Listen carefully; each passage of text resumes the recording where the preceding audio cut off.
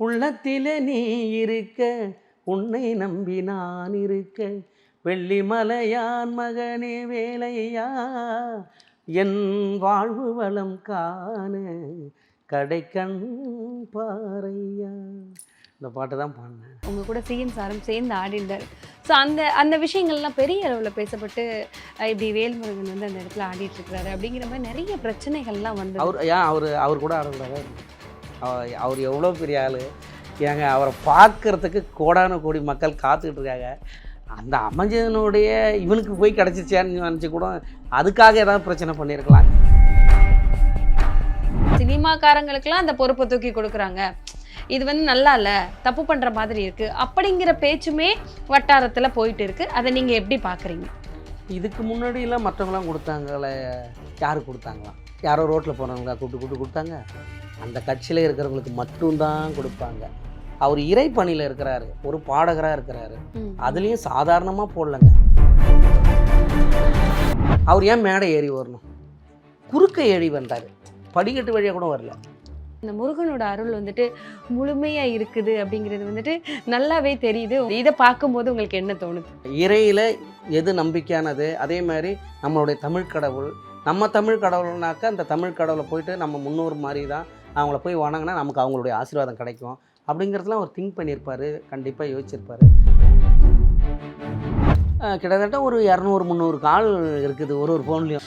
என்ன இவ்வளோ கால் எதுக்கு இருக்குது தெரியலையே. சரின்ட்டு டக்குன்னு சரி ஒரு ஃபோனாக பேசலாம் அப்படின்ட்டு அடித்து, சார் ஃபோனு அண்ணா வாழ்த்துங்களா, கங்க்ராச்சுலேஷன் அப்படின்னு. இந்த மாதிரி அறநிலைத்துறையில் வந்து உங்களை வந்து தேர்வுக்குழு இதை உறுப்பினர் ஜிவி பிரகாஷ் சார் வாழ்த்து தெரிவித்தார், சொன்னார்.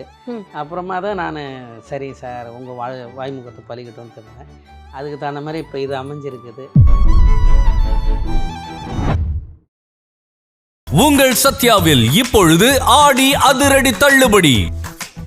VCura Wellness, Advanced Scientific Slimming, no pain, no surgery, any weight loss, இன்னும் smarter. i5 Housing and Properties, தேடுறதை விடுங்க, தேர்வு செய்யலாம் வாங்க. கால் 9962557557. கலாட்டா வாய்ஸ் நேயர்களுக்கு வணக்கம். இன்னைக்கு நம்ம யாரை சந்திச்சு பேச போறோம்னா, நாட்டுப்புற பாடகர், பின்னணி பாடகர், ஸோ நம்மளுக்கு எல்லாருக்குமே தெரிஞ்ச வேல்முருகன் அண்ணனை சந்திக்க வந்திருக்கோம். அவர்கிட்ட நிறைய விஷயங்கள் பேசலாம் வாங்க. வணக்கம் சார். வணக்கம். வணக்கம். இந்து சமய அறநிலைத்துறை தேர்வு குழுவில் உங்களை தேர்ந்தெடுத்திருக்கிறாங்க. ஸோ இந்த பதவியில் உங்களை தேர்ந்தெடுப்பாங்க, இந்த குழுவில் நம்ம ஒரு ஆளாக இருப்போம் அப்படின்னு நினச்சி பார்த்தீங்களா?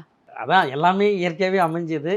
அது நம்மளுடைய மாண்புமிகு இந்து சமய அறநிலைத்துறை அமைச்சர் அவர்கள் தான் வந்து நான் வந்து இந்த மாதிரி வாய்ப்பு இருந்ததுன்னா எனக்கு ஏதாவது சொல்லுங்கள் சார் அப்படின்னு சொல்லியிருந்தேன். அப்போ அதே மாதிரியே சாரும் வந்து இந்த மாதிரி உங்களை வந்து பரிந்துரை பண்ணியிருக்கிறோம். அதே மாதிரி சிஎம்க்கும் போகுது.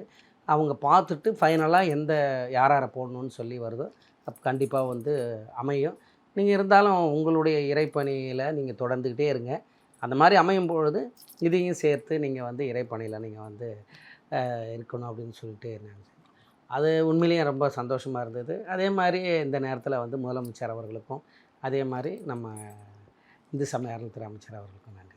ஒரு இடத்துல வந்துட்டு ஒவ்வொரு கோவிலாக போய் நம்ம பாட்டு பாடியிருக்கோம். ஸோ இந்த இடத்துல வந்துட்டு நான் உனக்காக பாடுறேன் முருகா, அதிகமாக முருகனுக்கு வந்துட்டு முக்கியத்துவம் கொடுத்து நீங்கள் பாடலெல்லாம் பாடியிருப்பீங்க. ஸோ அதை சார்ந்த அந்த ஒரு கோயில் சார்ந்த குழுவில் வந்துட்டு தேர்வு குழுவில் வந்துட்டு ஒரு முக்கியமான இடத்துல நம்மளுக்கு ஒரு பதவி கிடைக்கும், அரசு பதவி கிடைக்கும் அப்படிங்கிற ஒரு எதிர்பார்ப்பு உங்ககிட்ட இருந்ததா? எதுவுமே இல்லை. எதுவுமே இல்லை. அதாவது அப்ளை பண்ணினேன்.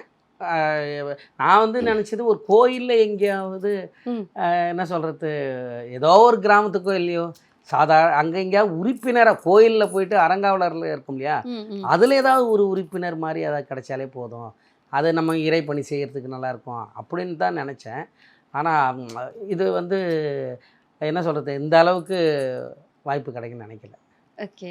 ஸோ இந்த செய்தி காதுக்கு வந்தவுடனே இந்த மாதிரி உங்களை செலக்ட் பண்ணியிருக்காங்க அப்படின்னு சொன்னோடனே எப்படி அந்த ஃபீலிங்ஸ் எப்படி இருந்தது? ரொம்ப சந்தோஷம்தான். ஏன்னா இறை பணியில் நம்ம வந்து மக்களுக்காக இறைவனுக்காக போய் பணி செய்யறதுங்கிறது எவ்வளோ பெரிய விஷயம். அதனால் இப்போ நம்ம ஒவ்வொரு தடவையும் போய் பாடல் பாடும்பொழுது, இறைவனுக்கு பாடும்பொழுது நமக்கு ஒரு சின்ன மகிழ்ச்சியாக இருக்கும். அதோடு சேர்ந்து பணியும் செய்கிறோம் அப்படிங்கும்பொழுது சந்தோஷம். நம்மளோட சிஎம் கிட்ட வந்துட்டு ஒரு ஒரு இடத்துல நீங்கள் வந்துட்டு ஒரு பாட்டு பாடி டான்ஸ் ஆடிருப்பீங்க. உங்கள் கூட சிஎம் சாரும் சேர்ந்து ஆடிருந்தார். ஸோ அந்த அந்த விஷயங்கள்லாம் பெரிய அளவில் பேசப்பட்டு இப்படி வேல்முருகன் வந்து அந்த இடத்துல ஆடிட்டுருக்கிறாரு அப்படிங்கிற மாதிரி நிறைய பிரச்சனைகள்லாம் வந்தது. ஸோ அந்த பிரச்சனைக்கெல்லாம் முடிவு கட்டுற மாதிரி ஒரு விஷயம் இன்னைக்கு நடந்திருக்கு. அதை நீங்கள் எப்படி பார்க்குறீங்க? ஏன் ஏன் அவர் கூட ஆடக்கூடாதா என்ன? அவர் கூட ஆடக்கூடாதா என்ன? அவர் எவ்வளோ பெரிய ஆள் ஏங்க, அவரை பார்க்கறதுக்கு கோடான கோடி மக்கள் காத்துக்கிட்டு இருக்காங்க. அது என்ன தெரியுமா, நமக்கு ஒரு அமைஞ்சது இல்லையா, அந்த அமைஞ்சதனுடைய இவனுக்கு போய் கிடச்சிச்சியான்னு நினச்சி கூட அதுக்காக ஏதாவது பிரச்சனை பண்ணியிருக்கலாம். இல்லை ஆனதில் அவருக்கு நம்ம என்ன தப்பு இருக்குது அவர் கூட? அன்னைக்கே வந்து முடிவு பண்ணிட்டார் போல கடவுள். ஸோ உங்களுக்கு இந்த மாதிரியான ஒரு பதவி கிடைக்கும் அன்னைக்கே முடிவு பண்ணனால தான் நீங்கள் சார்கிட்ட நின்று அப்படி ஒரு டான்ஸ் எல்லாம் ஆடிருக்கீங்க. சாருக்காக ஒரு டிவிக்கு சாருக்காக ஒரு பாட்டு பாடியிருந்தீங்க நீங்கள். இல்லை ஆக்சுவலாக வந்து என்னென்னா, அவரும் வந்து ஏதோ எடுத்த உடனே போய் ஆடணும், போய் நிற்கணும் அப்படிலாம் கிடையாது. அவருக்கு என்ன எவ்வளோ பெரிய ஆளுங்க, என்னங்க நம்ம சாதாரணமான மனிதர்களே நம்ம அப்படி யோசிக்கும் போது அவர் எவ்வளோ திறமை இருக்குது, எவ்வளோ சிந்திக்கிறவர், எவ்வளோ யோசிக்கிறவர். அதெல்லாம் இல்லை. முதல்ல எடுத்த உடனே அவர் வந்து அந்த நிகழ்வில் வந்து ஒரு நிகழ்ச்சி இப்படி இருக்கணும், நம்ம வந்து இப்படி இருக்கிறோம் அப்படிங்கிறது நம்மளுடைய கட்சிக்காரங்க அவங்களும் டல்லாக இருக்கக்கூடாது. ஏன்னா அப்போ தான் அந்த பிரச்சனை வந்து ரொம்ப ஒரு மாதிரி இருக்குது. இருந்தாலும் ஒரு கொண்டாட்டங்கிறது என்னது, துவக்க விழாங்கிறது என்ன, 3 வருஷம் ஆயிடுச்சுல நம்ம கட்சி ஆரம்பிச்சு அப்படிங்கிற சந்தோஷத்தை இது பண்ணணும். அப்படியே அந்த மாதிரி சந்தோஷமான இருக்கிற இடத்துல நமக்கு அந்த கவலைகள் இருந்தாலும் அந்த கஷ்டங்கள் இருந்தாலும் கொஞ்சம் ரசிப்புமே கொஞ்சம் அப்படின்னு நினச்சி தான் ஒரு நார்மலாக தான் வந்திருப்பார். ஆனால் அது டக்குன்னு பாடி எந்துவாக ஆக்கின உடனே அவருக்கே தன்னை அறியாமல் மறந்து தன்னை வந்து சந்தோஷமாக ஆக்குறாரு ஒரு கலைஞன். அவர் கூட நம்ம போய் பாராட்டணும், அவரை வாழ்த்தணும் அப்படிங்கிற இதில் வந்து டக்குன்னு என்ன ஆயிடுச்சுன்னாக்க, அந்த துள்ளலான பாடல் நீங்கள் பாடும்பொழுது மகிழ்ச்சியாக இருந்தது, திரும்ப பாடுங்க அப்படிங்கும்பொழுது பாடின உடனே அவர் அறியாமல் அப்படியே மகிழ்ச்சியாக ஆடின உடனே அது நமக்கு என்ன பெரிய பாட்டு பாடுனீங்க சார்? அந்த தளபதி வாழ்க, தமிழக வெற்றி கொடி எப்பொழுதும் வாழ்க அப்படின்னு சொல்லி டிவிக்கு கட்சிக்காக அந்த பாட்டு பாடியிருந்தீங்க. அது அப்படி இல்லை, அவரை பற்றி அவரை வாழ்த்தி தளபதி வாழ்க, தமிழக வெற்றி கொடி எப்பொழுதும் வாழ்க அப்படின்னு ஒரு பாசிட்டிவாக அதை பாடின உடனே அவருக்கு ரொம்ப பிடிச்சி போச்சு. அதேமாரி அவரும் வந்து மகிழ்ச்சியாக இருந்தாங்க. நம்ம கழகத்தினுடைய அத்தனை பேரும் வந்து மகிழ்ச்சியாக இருந்தாங்க, ரொம்ப சந்தோஷப்பட்டாங்க. அப்போ வந்து அவர் உடனே வாழ்த்தினார், எல்லா கலைஞர்களையும் வாழ்த்தினார். அது என்ன சொல்கிறது, அந்த மாதிரி வாழ்த்தும்போது நமக்கு ஒரு சந்தோஷம் தானே சார். அதுக்கப்புறம் எப்போயா சிஎம் சார் நீங்கள் பார்த்தீங்களா? பார்க்குறதுக்கான வாய்ப்பு கிடைச்சதா? அது நிறைய பேர் நினச்சிக்கிறாங்க ஏதோ பாடிட்டா அவர் கூட டெய்லி பேசுவாங்க, டெய்லி. இப்போ அப்படிலாம் இல்லை, தெரியல. ஒரு வேளை இதுக்கப்புறம் சந்திக்கிற வாய்ப்பு இருக்கா என்னன்னு தெரியல. அப்படி ஒரு வேளை வாய்ப்பு இருந்ததுன்னா சந்திப்பேன். அவருக்கு சாமி நம்மளை விட 1000 மடங்கு அவர் பார்ப்பார், ஸ்கேன் பண்ணுவார் பயங்கரமாக. அந்த ஆர்வக்குளத்தனமெல்லாம் இருந்தால் ஓரமாக கட்டிடுவார். அந்த ரொம்ப அவருக்கு தெரியும் இவனுக்கு செய்யலாம் செய்யக்கூடாது அப்படிங்கிறது பர்ஃபெக்டாக பார்ப்பார். ஆனால் எதுவுமே தெரியாத மாதிரி அமைதியாக இருப்பார். அதனால தான் நம்ம எப்பயுமே வந்து அந்த மாதிரி ஒரு தலைவர்களை பார்க்கும்பொழுதோ இல்லை அந்த மாதிரி ஒரு அனுபவ ரீதியாக இருக்கிறவங்கள பார்க்கும்பொழுதோ நம்ம அதை கொஞ்சம் அவங்களுக்கு பிடிச்ச மாதிரி நம்ம நடந்துக்கிட்டாவே நமக்கு நல்லது செய்வாங்க எப்போ வேணாலும். ஆட்சிக்கு வந்து 3 மாதம் ஆச்சு. இந்த 3 மாதத்தில் நிறைய மாற்றங்கள், நிறைய விஷயங்கள் மக்களுக்கு எடுத்து இதெல்லாம் நடந்துகிட்ருக்கு, இதெல்லாம் நடந்துட்டு இருந்துச்சு, இதெல்லாம் நாங்கள் மாற்றிருக்கோம், மாற்ற போகிறோம், நிறைய விஷயம் சொல்லிட்டு இருக்காரு. உங்களுக்கு எது ரொம்ப பிடிச்சது? எல்லா விஷயமே சிறப்பாக செய்கிறாங்க. இதுதான் அதுதான் அப்படிலாம் இல்லை. அது வந்து என்ன சொல்கிறது, அவர் எடுக்கிற ஒவ்வொரு முடிவுமே வந்து அவருக்கு முன்னாடி எல்லா கடவுளும் வந்து நிற்கிறாங்க. அதனாலே எல்லா விஷயமும் சக்ஸஸ் ஆகுது. அதனால தான் என்னவோ தெரியல, ஒரு காமராஜர் சார் ஆட்சி மாதிரி சொல்கிறாங்க. இப்போ ஒரு என்ன சொல்கிறது, நிறைய முக்கியமான தலைவர்களுடைய பேரை சொல்லி அவங்களுடைய ஆட்சி மாதிரி இருக்குது அப்படின்னு சொல்லி அதை சொல்லும்பொழுது ரொம்ப சந்தோஷமாக இருக்குது. நல்லா மக்களுக்கு நிறைய நல்லது செய்கிறாரு. அவரை நீங்கள் நேரில் பார்க்கும்போது இப்போ ஒரு வார்த்தை சொன்னீங்க சார், சைலண்ட்டாக இருப்பார், ஆனால் அப்படி ஸ்கேன் பண்ணுவார், யார் என்ன எப்படி என்ன நடக்குது அவர் சுற்றி நடக்குது. அதுதான் சாமி, நீங்கள் நாம் நிறைய சொல்லலாம் சொல்லணும்னு அவசியம் இல்லை. அவர் ஏன் மேடை ஏறி வரணும்? நான் பாடும்போது எதுக்கு மேடை ஏறி வரணும்? அப்போனா அவர் உட்காந்து முதல்ல பார்ப்பார், நம்ம என்ன பண்ணுறோம், நம்ம என்ன செய்கிறோம். நம்ம குறுக்க ஏறி வந்தார், படிக்கட்டு வழியாக கூட வரல. இப்படி முடிச்ச நடுவுல நடுவில் டக்குன்னு ஏறி இப்போ தாவி குதிச்சு வந்தார். பயமா வீடியோல இருந்திருக்குமே சார், ஒரு மாதிரி ஸ்டன் ஆயிருப்பீங்க. நான் ஏன் அதாவது தெய்வத்தை கட்டி பிடிக்கிற மாதிரி இருந்தது. ஆஹா. ஆமாம், கடவுளை கட்டி பிடிக்கிற மாதிரி இருந்தது. ம், ம். அதாவது அதெல்லாம் வந்து ஒரு பெரிய சந்தோஷம். ஏதோ ஒரு கனெக்ஷன் இருந்திருக்கு சார். அதனால தான் என்னவோ தெரியல, அவர் முருகர் பாட்டு பாட சொல்லி கேட்டார் எடுத்த உடனே. அவரை வந்து ஒரு முருகர் பாட்டு பாட சொல்லுங்க எடுத்த உடனே. என்ன அவர் அப்படி பாடுங்க சார். அதாவது உள்ளத்திலே நீ இருக்க, உள்ளத்திலே நீ இருக்க, உன்னை நம்பி நான் இருக்க, வெள்ளிமலையான் மகனே வேலையா, என் வாழ்வு வளம் காண கடைக்கண் பாறையா. இந்த பாட்டு தான் பாடினேன். அந்த ஒரு இடத்துல ஒரு ஸ்டேஜில் பேசும்போது சார் கையில வேல் கொடுத்துருப்பாங்க. அங்கே திருச்செந்தூரில். திருச்செந்தூர்ல அந்த வேல் வச்சிருக்கும் போது அந்த முருகனே வந்து இறங்கி நின்ன மாதிரி ஒரு நிறைய மீம்ஸ் எல்லாம் வந்தது. நிறைய மீம்ஸ் எல்லாம் கிரியேட் பண்ணி போட்டிருந்தாங்க. ஸோ அவரை வந்துட்டு வேலோட பார்க்கும்போது உங்களுக்கு என்ன தோணுச்சு? அது அவர் வந்து எல்லா இவனையும் நம்புவார், எல்லாரையும் நம்புவார், எல்லாருக்கும் முக்கியத்துவம் கொடுப்பாரு. அதாவது சாதாரண விஷயமா இருந்தாலும் அதுக்கு முக்கியத்துவம் கொடுப்பார். அதுதான் நீங்கள் பார்க்கக்கூடிய விஷயம். அது நம்ம சொல்லி தெரியணும்னு அவசியம் இல்லை. ஏதோ அப்படி ஏதாவது சொன்னாக்கா நம்ம ஏதாவது என்ன சொம்ப தூக்குறான், கல்லை தூக்குறான், சொல்றவங்க இரும்ப சொல்லிட்டே தூக்குறான்னு போட்டோம். இருப்பாங்க. ஆனால் உண்மையாக சொல்கிறேன், நீங்கள் வேணால் பாருங்கள், ம். மாலையை அவரே எடுத்துகிட்டு போவார் கையில. ஆமாம், ஆமா. டோரை அவரே திறப்பார். அதே மாதிரி ஒரு ஃபைல் பை எடுத்துக்கிட்டாலும் அவரே எடுத்துக்குவார். எதுவாக இருந்தாலுமே ஒரு கொடை பிடி பாருங்கள், அன்னைக்கு அவரே கொடை பிடிச்சிக்கிறாரு. அது அந்த மாதிரி, அதாவது சின்னதாக கூட யாரையும் தொந்தரவு பண்ணலப்பா, நான் வந்து இருக்கிறேன், உழைக்கிறேன், மக்களுக்கு பிடிச்சிருக்குது, அந்த மக்களுக்கு நான் பணியை செய்கிறேன் அப்படிங்கிற மாதிரியான ஒரு, எனக்கு இது பதவி சிஎம் அப்படிங்கிறத தாண்டி மக்களுக்கு பணி செய்ய வந்திருக்கிறேன், அதை நான் சரியாக செய்யணும், மக்களுக்கு நல்லது பண்ணணும் அப்படிங்கிற எண்ணத்தோடையே உழைச்சிக்கிட்டு இருக்காரு. சாதாரண ஒரு பாடகர் தான். நமக்கு வந்து இந்த பதவி கொடுக்கணும் அப்படிங்கிறதுலாம் அவசியமே கிடையாது. இது செய்யணும்னு அவசியம் இல்லை. அதுக்காக நான் பாடிட்டேங்கிறதுக்காகவும் இல்லை. ஆனால் என்ன ஒன்றுனாக்க, உழைச்சவங்களுக்கு செய்யணும்னு நினைப்பார். அதாவது அதை தட்டி கழிக்கணும், அவங்க வேணாம் அப்படின்னு நினைக்க மாட்டார். நம்ம வந்து கட்சி ஆரம்பித்து ஒரு 3 வருஷம் ஆகுது, நம்ம வந்து கூப்பிட்டோம், அவர் வந்தார், பாடினார். அதே நேரத்தில் அந்த பாடல் பாடும்பொழுது இந்த மாதிரி அவருக்கும் ஒரு சில பிரச்சனைகள்லாம் உண்டு பண்ணாங்க.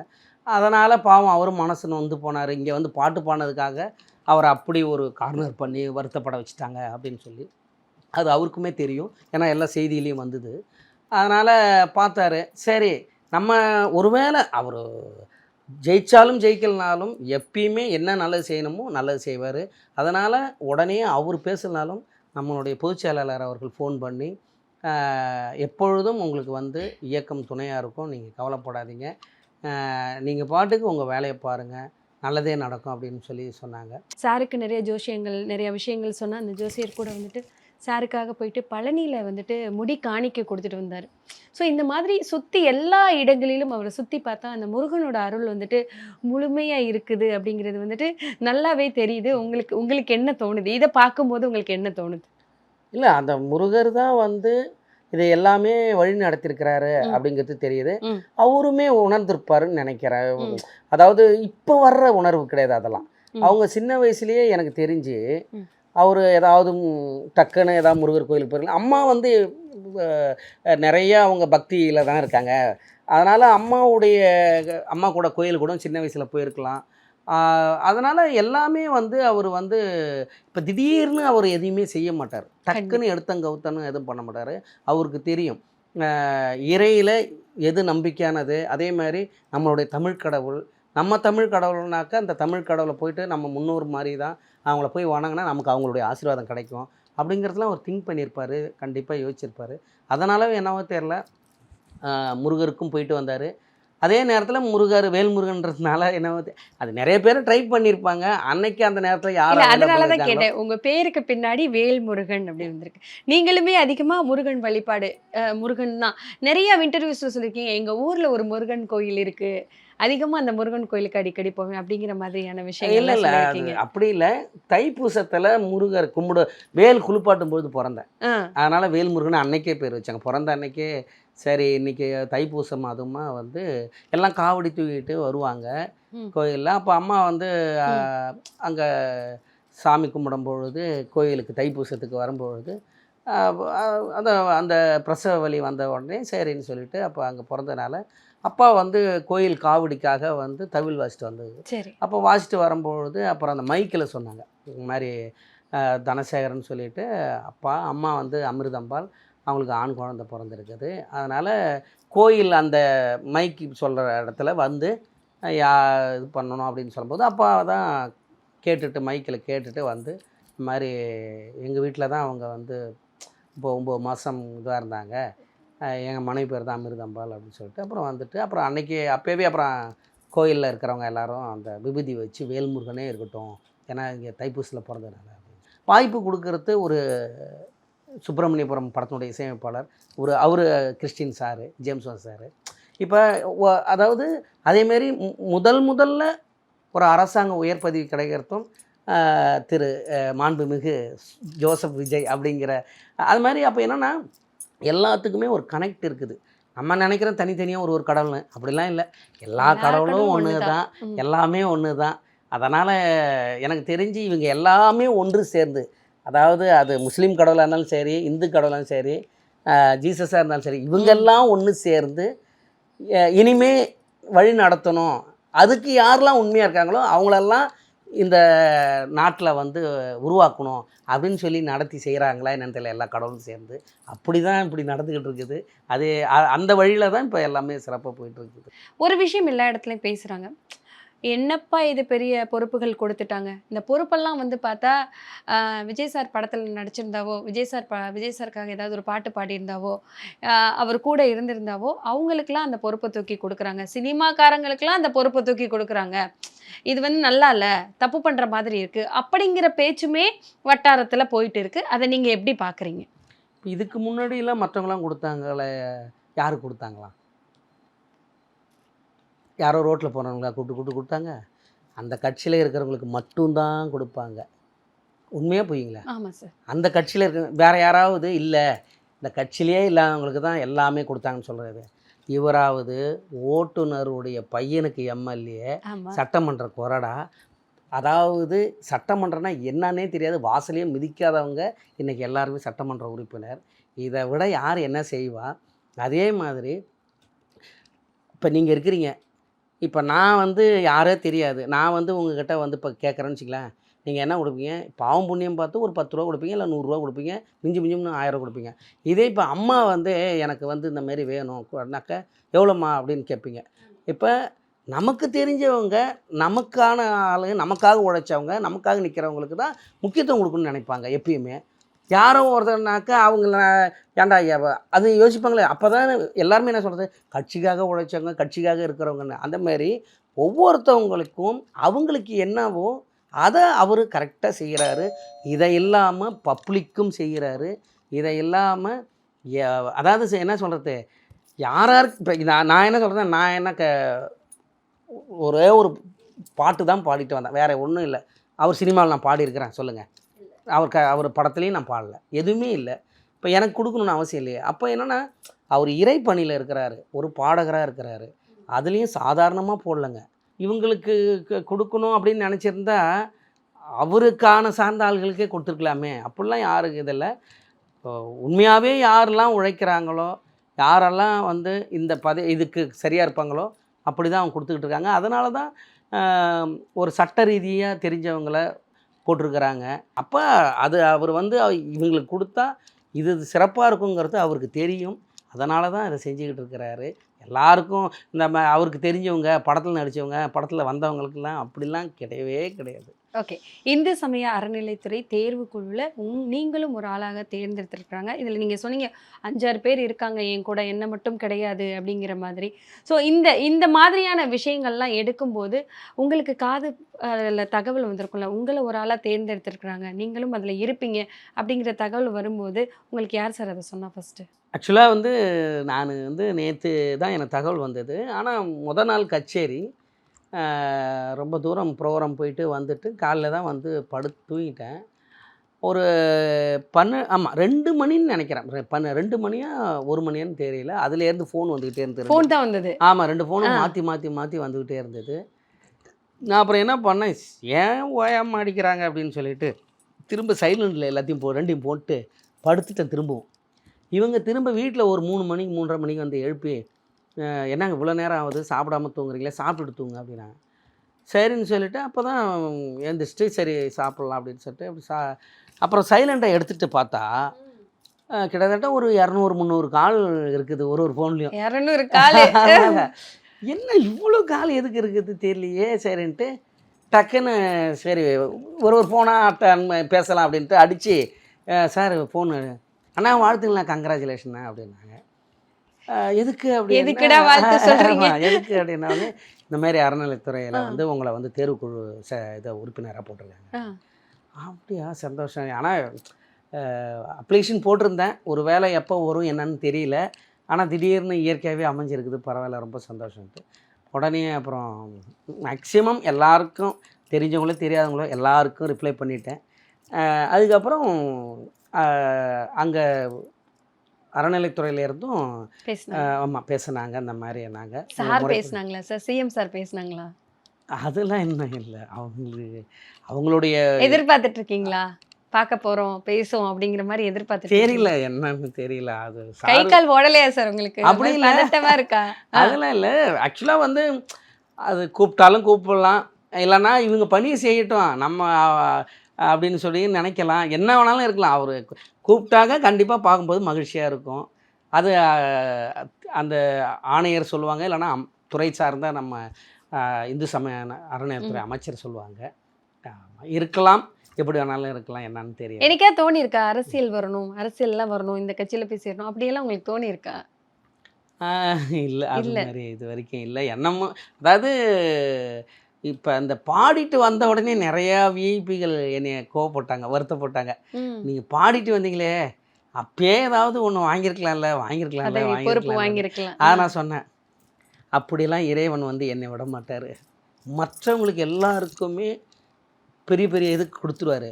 என்னை மட்டும் என்ன பண்ணுவார்னா, ஒரு படின்னா அந்த படிக்கு தகுந்த மாதிரி நீ உழைக்கணும், அப்புறமா தான் 2வது படி, அந்த படிக்கு தகுந்த மாதிரி உழைக்கணும், அதுக்கப்புறம் தான். இப்படி தான் கொஞ்சம் கொஞ்சமாக தான் கொடுத்து என்னை இது பண்ணுவார். எந்த சூழ்நிலையும் பயங்கரமான ஒரு ஆச்சரியமிக்க ஒரு விஷயத்தெல்லாம் எனக்கு தரவே மாட்டார். அது கடகராசிக்கே உள்ள ஒரு விஷயம் அப்படின்னு நான் சொல்லிட்டேன். அதனால் எனக்கு தொடர்ந்து வாய்ப்பு கொடுக்குற மிகப்பெரிய இசையமைப்பாளர்கள்லாம் என்னை இன்னமும் திட்டுவாங்க. நான் இதை விட பெரிய ஒரு பதவியை எதிர்பார்த்தேன், நான் வந்து நீங்கள் சீட்டு வாங்கிடுவீங்கன்னு நினச்சேன், விட்டுட்டிங்களே, மிஸ் பண்ணிட்டீங்களே அப்படின்னு. சார் இல்லை சார், நம்ம பாட தானே சார் போனோம், இன்னொன்று எப்படி சார் பாடினோடனே எனக்கு கொடுங்கன்னு கேட்க முடியும்? அவங்களுக்கும் தெரியும், யோசிக்கணும் இல்லை சார். அதனால் அந்த இதெல்லாம் இல்லை, பாடிட்டு வந்துட்டோம், அவரை பார்த்துட்டேன், அவர் வாழ்த்திட்டார், அதுவே எனக்கு. அதை விட வேறு என்ன சார் பதவி வேணும், அதை விட எனக்கு என்ன சார் புகழ் வேணும், மகிழ்ச்சி வேணும் அப்படின்னேன். அப்போ தான் சொன்னார், கண்டிப்பாக வேறு ஏதாவது ஒன்று நடத்துவாங்க, கிடைக்கும் அப்படின்னாரு. வாழ்த்து தெரிவித்தாங்க. ஜிவி பிரகாஷ் சார் வாழ்த்து தெரிவித்தார், சொன்னார். அப்புறமா தான் நான் சரி சார் உங்கள் வாய்முகத்தை பழிக்கட்டும்னு இருந்தேன். அதுக்கு தகுந்த மாதிரி இப்போ இது அமைஞ்சிருக்குது. இது அமைஞ்ச உடனேவே அவர் கண்டிப்பாக சார் வந்து பாராட்டுவார், வாழ்த்துவார். இன்னும் நிறைய விஷயங்கள் நீங்கள் பண்ணணும் சார், தொடர்ந்து பேசுவோம். நன்றி சார், நன்றி சார். உங்கள் சத்யாவில் இப்பொழுது ஆடி அதிரடி தள்ளுபடி. VQRA Wellness, Advanced Scientific Slimming. No pain, no surgery. Any weight loss, இன்னும் smarter. i5 Housing and Properties. தேடுறதை விடுங்க, தேர்வு செய்யலாம் வாங்க. Call 9962 557 557.